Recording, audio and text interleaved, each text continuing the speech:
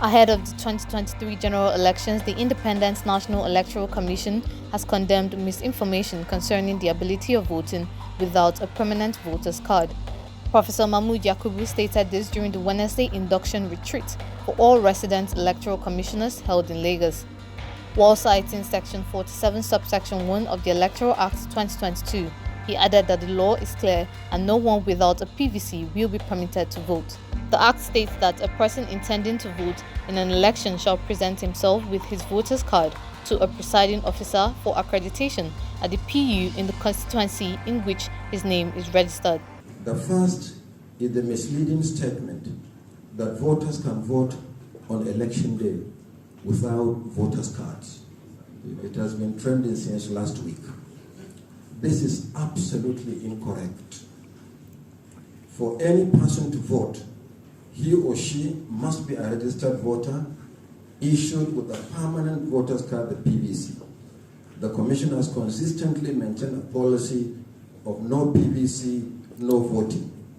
Nothing has changed. It is a legal requirement, and doing otherwise will be a violation of the law.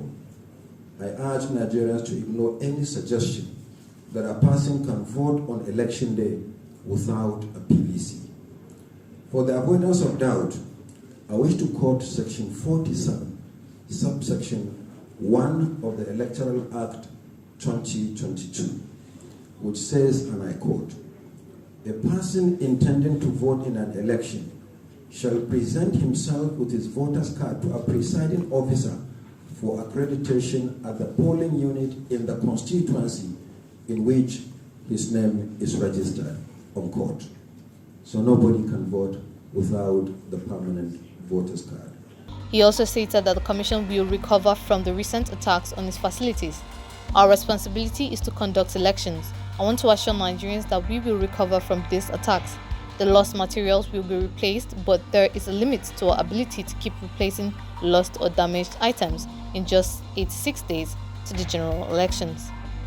The INEC Chairman condemned the attack in the Ebonyi State on Sunday as disappointing because the arsonist struck 2 days after electoral personnel relocated to the southeastern state. This is the third attack on an INEC local office in less than 3 weeks following similar attacks on the Commission's offices in Ogun and Osun states on November 10th. The Commission decried the wave of attacks on its offices 2 weeks ago, putting the total number of INEC offices targeted by hoodlums at 50. The attacks were reported in 21 different states. Yakubu stated that the committee will work closely with security agencies and traditional rulers to prevent similar attacks in the future.